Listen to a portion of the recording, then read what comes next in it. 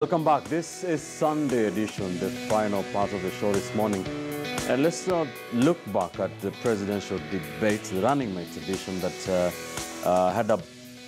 was a bit botched. Only one of the 8 presidential running mates turned up. That is Eliud Muthiora Kariara, who was alone for 90 minutes and had a very good publicity for him. Of course, Kenyans are talking about him on social media for the following few days.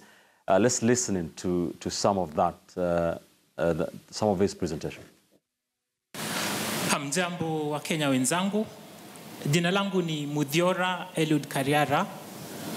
Mimi ni mwaniaji mwenza wa Dr. Japheth Kavinga Kaluyu. We're seeking your votes in the forthcoming general elections on an independent ticket. It's been said that not much information is out there about me or my presidential candidate. But then those who have been seeking a leadership that is responsive and transformative, the kind of leadership that this nation needs, have encountered us. Now, we are a duo that is dynamic, that's presenting fresh ideas, that's bringing new ideas that this nation needs in order to modernize and industrialize. Now, I'll be taken aback if I do not address why I'm here alone today. 6 of us were supposed to be in this first debate, but then just one is here. We applaud the efforts that the Debates Media Limited have taken to have this debate. They've given us a platform to tell Kenyans what we intend to do for them, should they give us the mandate to run this nation. Kavinga Kaluyu's presidential running mate there, Muthiora Kariara, shining for those 90 minutes or so. What was your take on that, Hesbon, from the gentleman? He was the only out of the 8. One thing I must say is that I'm very proud of Muthiora Kariara. Being a gentleman that I went to school with, he was in a neighboring high school. He was a very solid academician, a good goalkeeper. So we interacted a lot. And from even the name, you can easily tell that having gone to school in Migori County, he knows quite a bit about Kenya. And he is not somebody who does not have the global perspective of this country. It is one thing, first of all, to appear in a presidential debate, and it's another thing to be the only person and, subject yourself to national scrutiny and interrogation. And to that, I have to give him credit. The manner in which he answered the question, again, gives him a lot of credit, in the sense that he may not be the ideal vice presidential candidate that all Kenyans want, but at least he has shown us that he has what it takes. He understands, the plight of so many people in this country, and given a chance, not necessarily in the immediate future, he can serve this great nation. What was your initial reaction to it? Well, with your Kariara's presentation? Well, in my view, I think that was a very good waste of time, because we wasted airtime focusing on a gentleman who doesn't add value to the nation. But it's more complicated than the running mates, like Aukota and company, had the guts to come in and demand that their running mates need to take part in the main debates, which was supposed to be between the deputy president and Kalonzo Musyoka. And we must come to the fact that as a maturing democracy, there are all manner of people who would be interested in running for various positions. But in reality, the only 2 people who stand a chance of becoming a president in Kenya is President Kenyatta and Raila Odinga.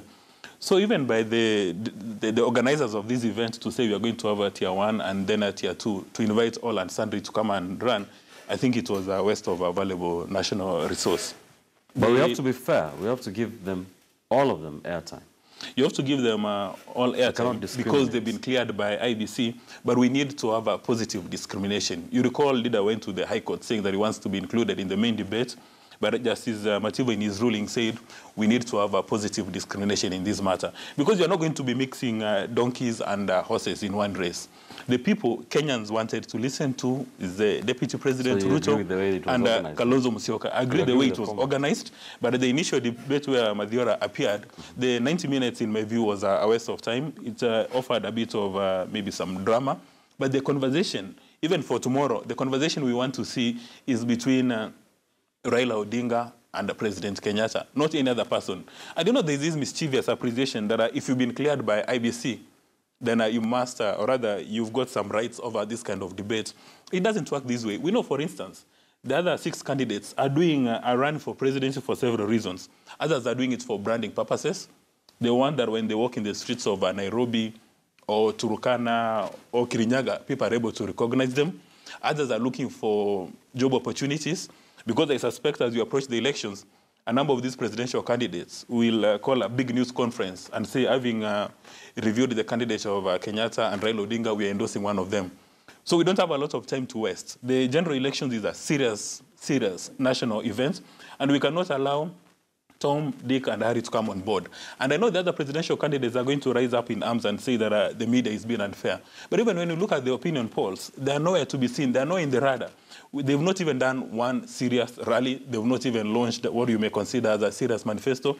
And when the debate organizers bend backwards and give them a chance to just come and show their faces for 90 minutes, they say, wait a minute. If you're not going to allow us to participate in the main debate, we are not coming to this show, which reflects that these guys are very condescending. They don't even have political capital. They don't have a political following, but they're attempting to flex some funny muscles which do not exist. And I think for tomorrow's debate, you shouldn't allow anybody who is not Raila Odinga or Kenyatta to be in the podium to say that they want to debate. Allow them to be in the podium and give them the opportunity to ask questions. Because somebody like Dr. Aukot can ask very serious questions, and that's the only thing he's supposed to be doing. All right. Very, very tough stance there from Dismas. If they're watching, I'm sure they're not very happy. But Mutinda, what is your take? A spade. No. Actually, my take is that I thank God that the people who organized that did not have such kind of thinking. Because this is more condescending than whatever is accusing those other presidential candidates. That's a very bad attitude. Because elections is about choices. One of the reasons why the Kalonzo and Raila have big names is because they've constantly been in our media over time. If you deny other people that opportunity, when will we ever get to know? I first want to commend the organizers of that debate because clearly they were professional. If they were pedestrian in doing their things, they would have actually called off the debate because only one person showed off. But they said, we are going to go on. This debate is about those who show up. And one person showed up, and they went on with the debate. One of the most impressive things about that is that personally I didn't know that guy before. And I was so impressed that, you know, when will this generation that is behind us, I add his age, so he's a generation behind me, I'm in my 40s, he's in his lesser years. How will his peers, fellow Kenyans, know that even among their generation, they've got able leaders if the media doesn't showcase that? You know, that was the most impressive thing, that actually we have Kenyans of this generation who have that capacity to comprehend these things with the lack of experience. You know, the only thing that gentleman lack is experience in the actual day-to-day running of government. But in terms of what he thinks should be done, in terms of what are the challenges we are facing, that young man was quite on point. And I am one of the people who has a keen interest of even getting to know him personally as we move forward and as we try to create a generation of political leadership that is more people-friendly, that is more responsive.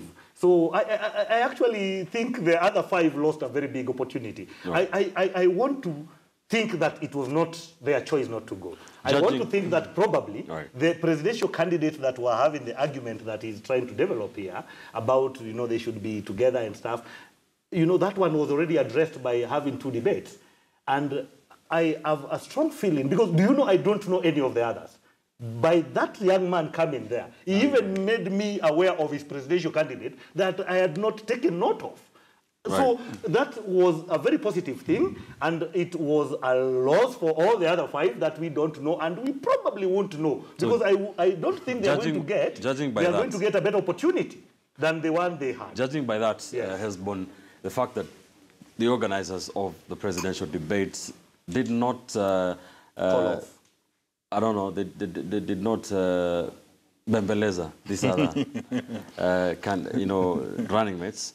Judging by that, the likes of Ekuru Aukot and Dida for tomorrow's presidential debate, the first one at 5:30, that Kenya have been calling the others, Do you think they're going to show up now because they know it's valuable airtime, prime time airtime for 90 minutes, and that the organizers are not going to bend backwards any more than they have done already? I think they'll have to show up.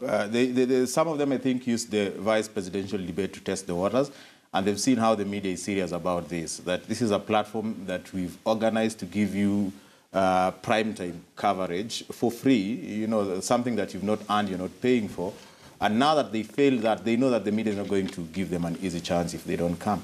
So to the extent that they crave for media attention, I understand that they will show up. And this is not something small. They should actually thank the media for allowing them to even access Kenyans at a time that is very prime, considering the presidential campaign period. So I want to believe that they will, and depart from what Dismas is saying, because this is the notion that we need to disabuse, that there are Kenyans who are more deserving, of the attention of other Kenyans more than other Kenyans. I think all Kenyans deserve the right to aspire for anything that they want, and the media, being a very important informational conduit in a democracy, is a platform for everyone who has shown interest and has been cleared. And I like the fact that they've separated the two tiers. We have the serious ones, and we have the ones that probably will determine whether we'll have a second round of the election or we'll have an outright winner.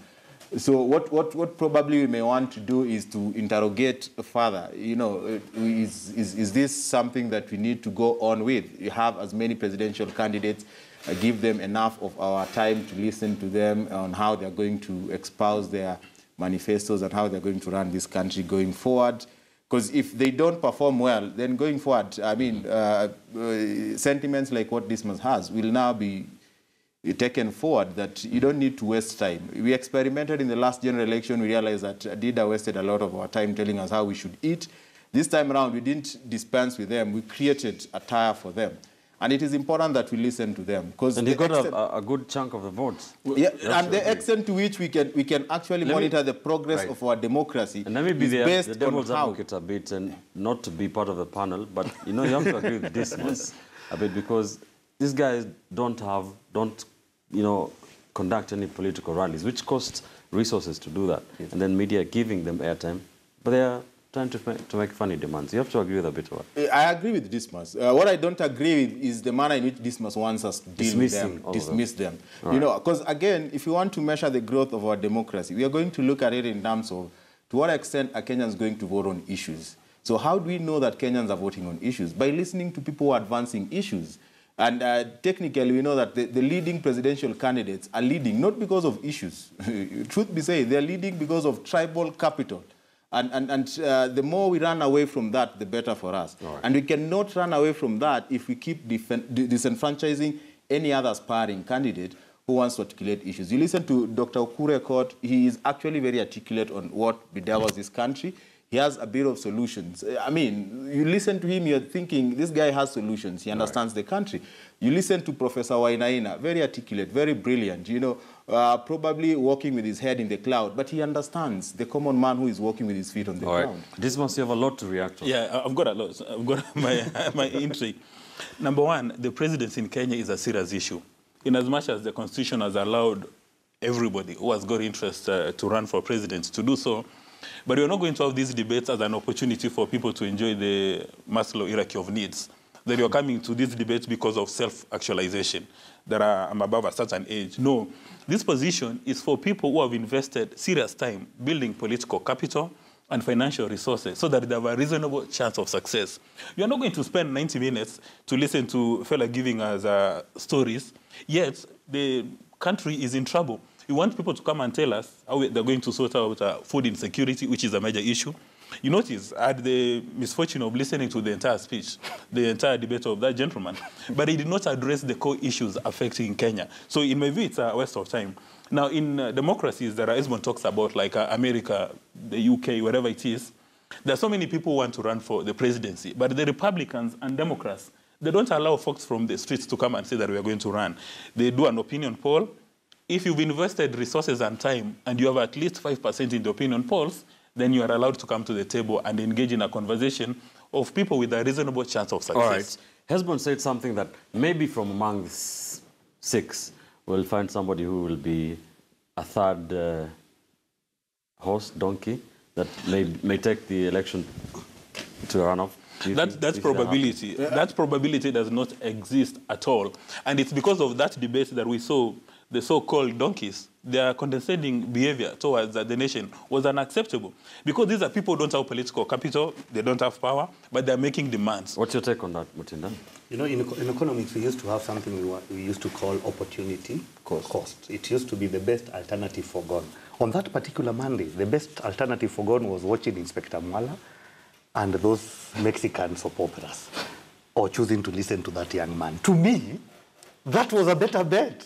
In any case, Inspector Mwala will always be there in every other Monday. And the Bible even says there is time for... Let me first, there is time for everything. There is time for everything. This is the electioneering period. Right. So what those people did was what they ought to have done. Because I am a proponent of creating as much space for as many people who aspire in leadership, so that we are in a position to identify those people who actually espouse the Give kind the of... Republic choices. That's it. Finally. And also identify the right people, because not all of them... We have 2 minutes only. Yes.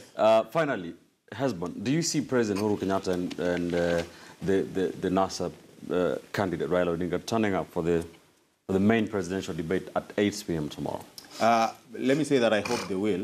And I want to believe with my heart that they'll show up. So I see them showing up because it is in their own interest. You know, the media is ambivalent. It doesn't matter what the media does to you.